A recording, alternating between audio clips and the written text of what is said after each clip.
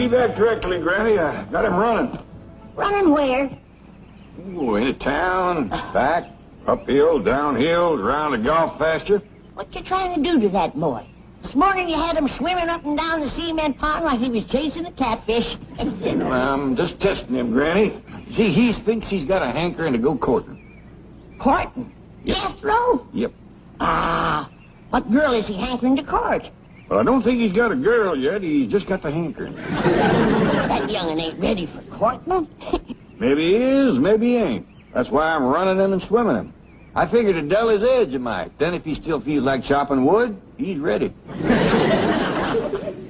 Yonder he comes. He don't look tired to me. Me neither. I don't think he's going to be able to stop.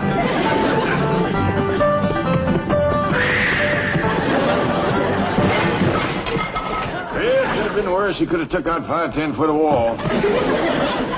I'm sorry I busted this fancy vase, but I reckon I got going too fast. Yeah, I reckon. How far did you run? Oh, I figure 15, 20 miles. Top speed? Oh, no, sir. I stopped once.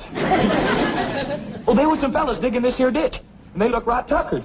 So I dug them a block or two a ditch while they rested. But I run extra special fast the rest of the way home to make up for it. We seen you. And heard you. Well, boy, you swum about 5 miles, run 15 to 20, dug a couple blocks of ditch. How do you feel about courting right now? Uncle Jade, if they was a pretty girl on the other side of this house, I'd jump clean over it. He's ready. Here you are, Paul. Thank you, Ellie. Now then, Jethro, let's talk about courting.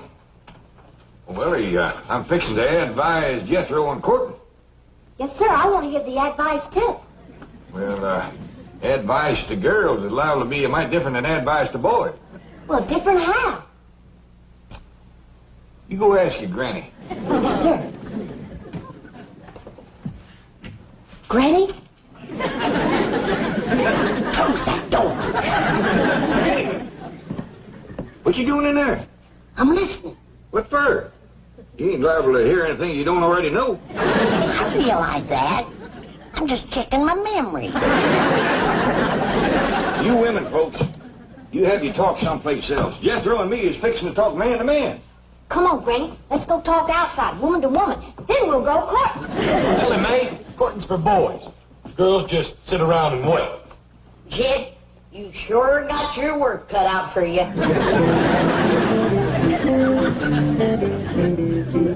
Now then, Jethro, how much do you know about courting?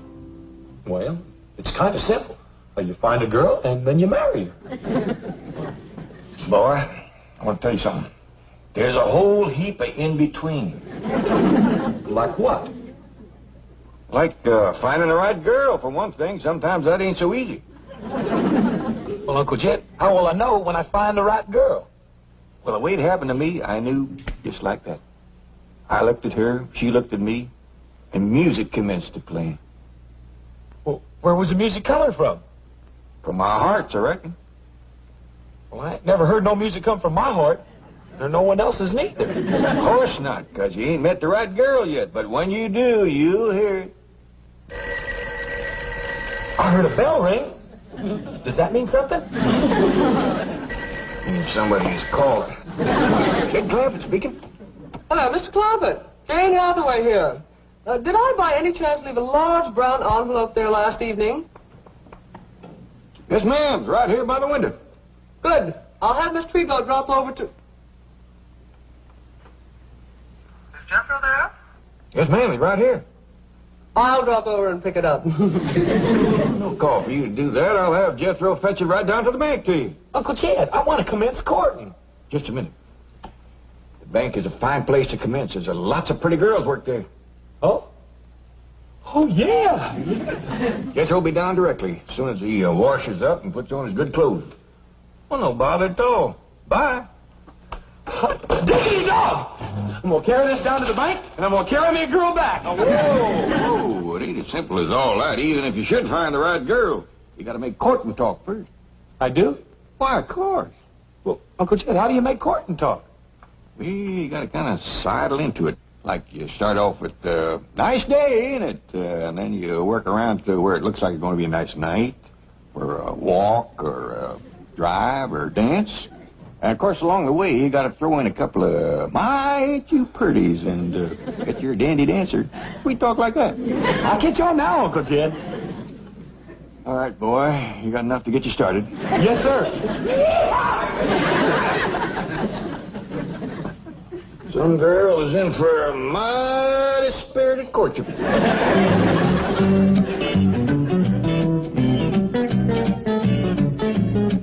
Oh, now then, type up a business expense voucher for last night's dinner conference.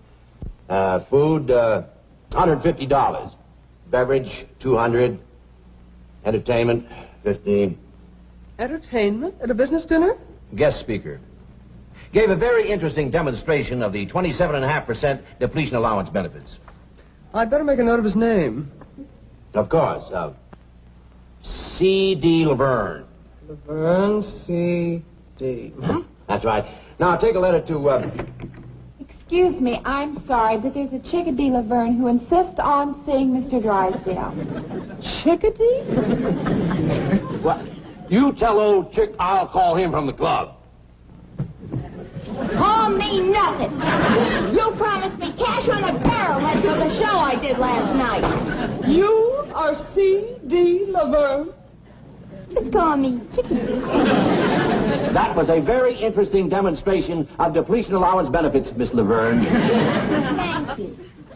I do this dance where I take off everything except 27.5%.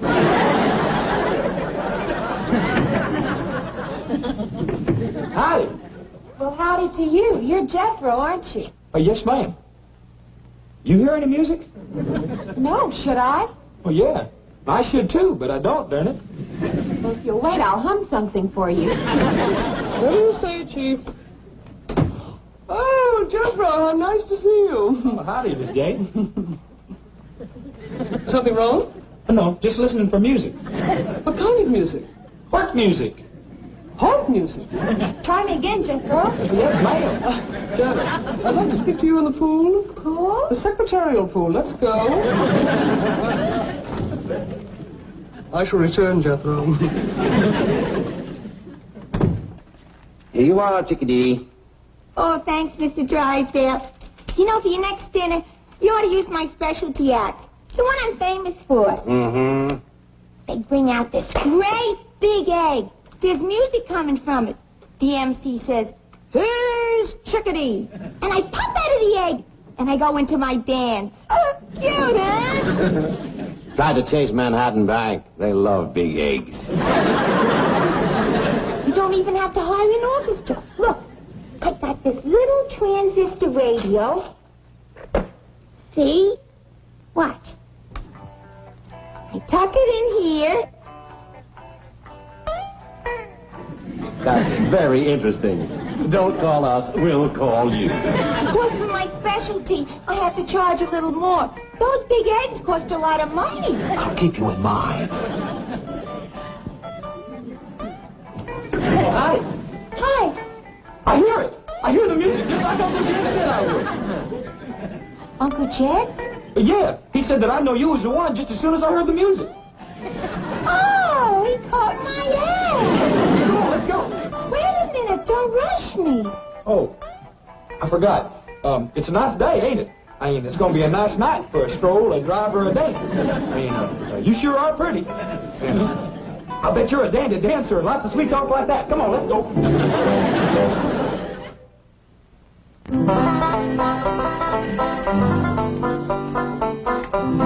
Jed Clampett speaking.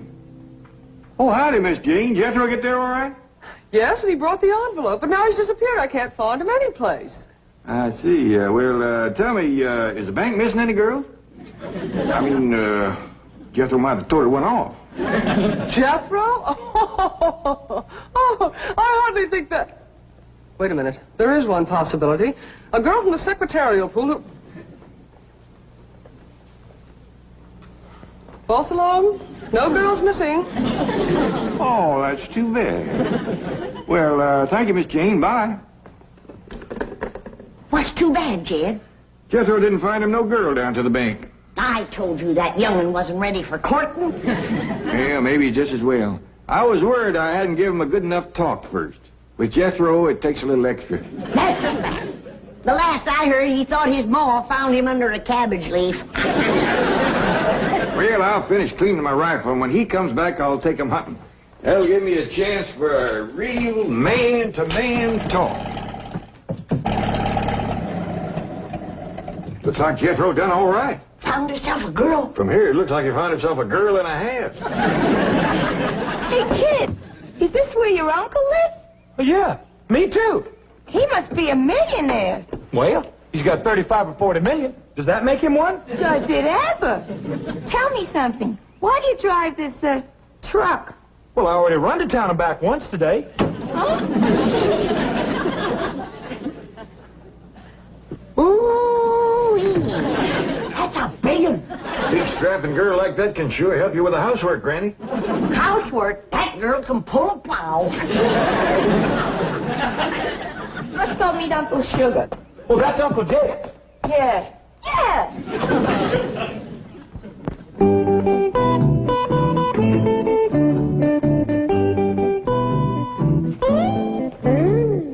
Gee, I finally made it. A private engagement in a big Beverly Hills mansion. Oh, hey, hold on. You're not engaged yet. That's right. Where's your uncle? Hey, Uncle Jed, I done found her. Come see. Here she is. Well, Jethro, stop your bell or Eloise coming. Here she is. I heard the music, just like you said I would, Uncle Jed. The girl, the one and only, Miss, I don't know your name. Laverne. Chickadee Laverne. Howdy there, Miss Laverne, Chickadee Laverne. This here is Granny. Howdy. Howdy. You people live here? You own this mansion? Yes, ma'am. They found oil on our place back home, so we moved out here. Oh, you're one of those oil millionaires. I played all over Oklahoma and Texas. You don't say. Well, this here's my daughter, Allie Mae. Howdy. Honey, I don't want to worry you, but your fur piece is moving. The dearest possum. Allie Mae, take them critters outside. I told you again and again, the house is no place for them. Yes, sir, Paul. Well, when's the engagement? Tonight? Tomorrow night? I'm ready. Me too. Now, maybe we better get better acquainted before we start talking engagement. Why don't we all sashay out to the kitchen? Oh, come on, Miss Chickadee. I'll take you. Well, what do you women folk think of her?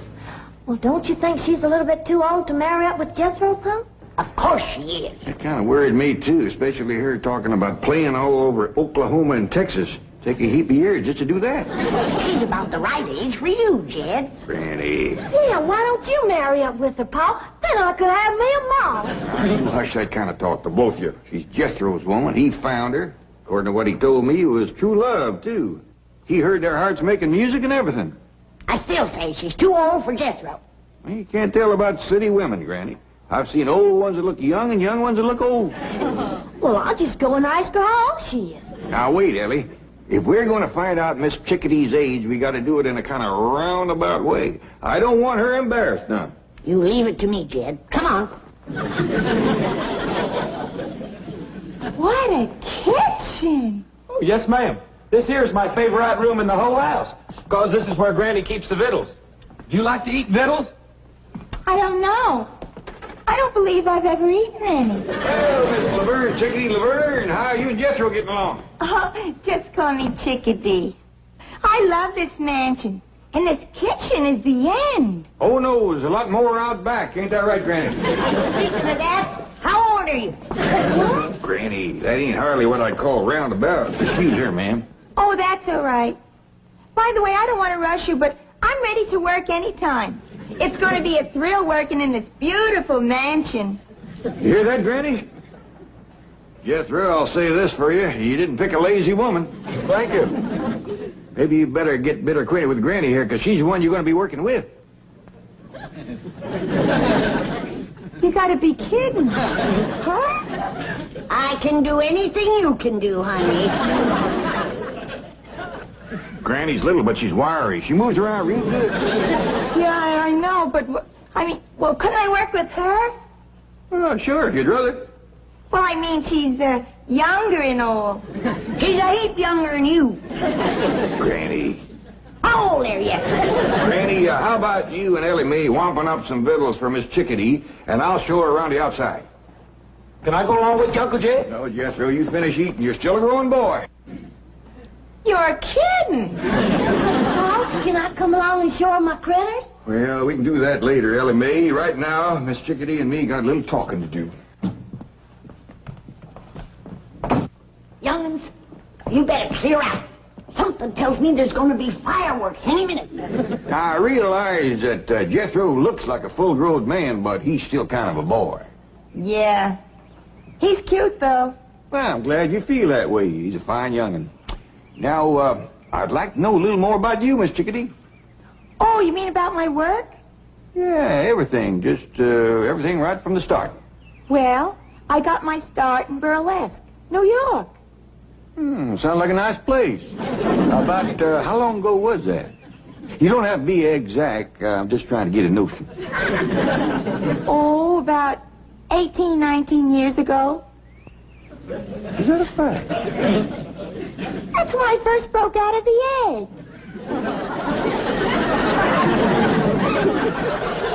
You come from an egg? Sure, you know about that, don't you? Oh, yeah, of course. I'll tell you what. Why don't you go over yonder and look around Cement Pond over there? I want to have a word with Granny. Oh, swell. I love this place. It's beautiful. Well, thank you, ma'am. I'll see you in a bit.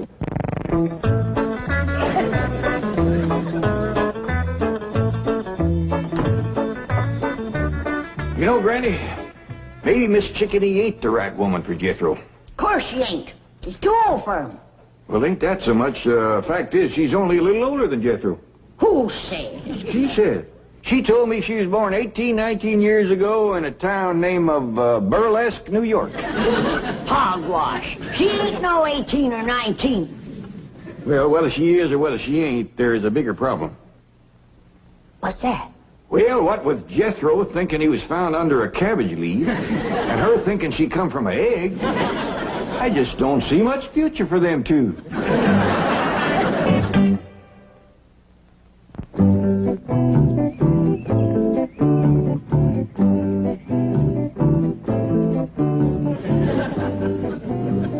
Sure do appreciate you showing me how to work with you, Miss Chickadee. Glad to do it, kid. Say, when you get your glove off, that's when we commence to work it? Yeah, that's when we really get started. Tell me something. Your dad's worth like 35, 40 million bucks, right? Why do you want to work? Oh, I don't mind. Besides, if I don't, Granny will want me. Yeah, I had an aunt like that. She shoved me out on the stage when I was 15. I never knew my mother. Me neither. You mean your father's a widower? Yes, ma'am. I was kind of hoping he'd marry up with you so as I could get me a mom. Really? I like you. And my critters like you, too. And when critters take a liking to folks, they's generally good and not mean or nothing. Yeah. Hey, you want me to show you what Elmer can do? Now watch him take this here grape out of my pocket.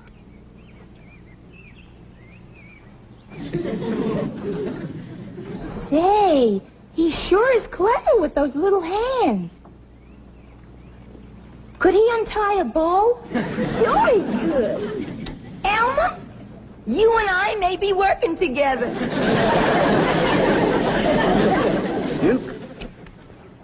According to what I've been told, 1 year of your life is the same as 7 years with human folks. That ought to put you close to 100 years old.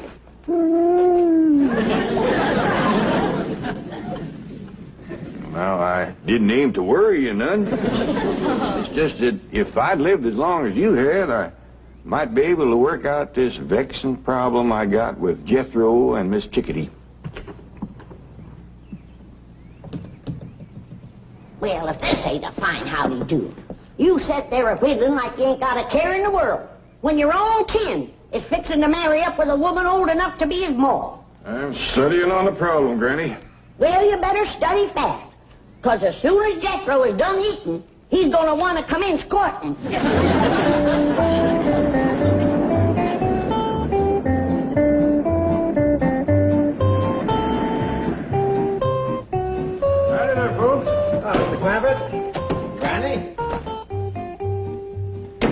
Clavitt, I'm sorry to trouble you, but I need one more signature. No trouble at all. Not compared to the trouble we got with Jethro. Now, Granny. Oh, hasn't he arrived home yet? Oh, of course. He's right out there in the kitchen now poking on the victuals. I shall pop in and pass the time of day with the handsome lad.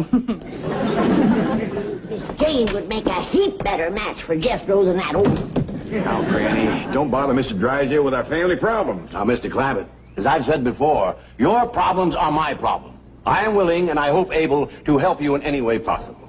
Well, that's mighty neighborly of you to take so much interest, but... Don't think nothing of it.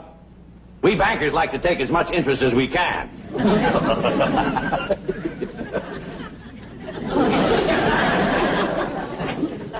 I was making a joke. Interest, banker.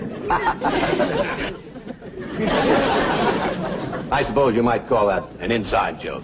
Oh, well, come on inside and tell it. We ain't got no time for jokes. Jethro is a-heading to the altar with the wrong woman. What's this? Now, Granny, Mr. Drysdale got a bank to run. Precisely why I'm interested in your problems. Now tell me more.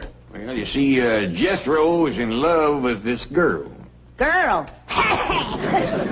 Yeah, Miss Chickadee does look a mite old for her years. Did you say Chickadee? Yes, sir, Miss Laverne, Chickadee Laverne. Where did Jethro meet her? Down by your bank, I think.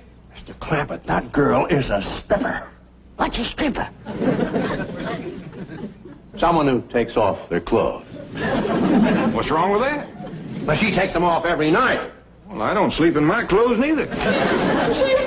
Sweet, innocent Jethro has run afoul of your Chickadee Laverne. Yes, I've been told. Mr. Clampett, believe me, this is not the right girl for Jethro. I told you so.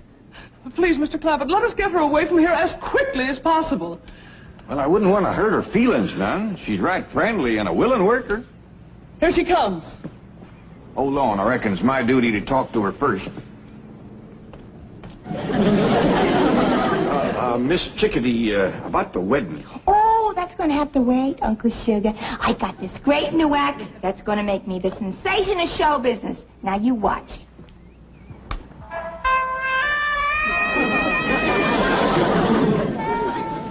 This is going to be a great act. The MC gives me a big intro. I walk through the curtains with this raccoon.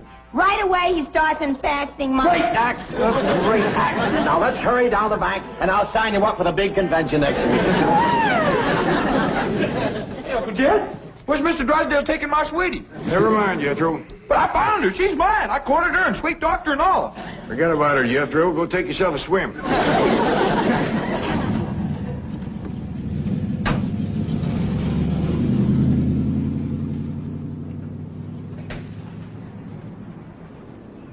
Well, we got shed of her. That's a blessing. More of a blessing than you know, Granny. I was falling in love with her. No. Yep. I looked at her, she looked at me, and music commenced to play. At my age, too.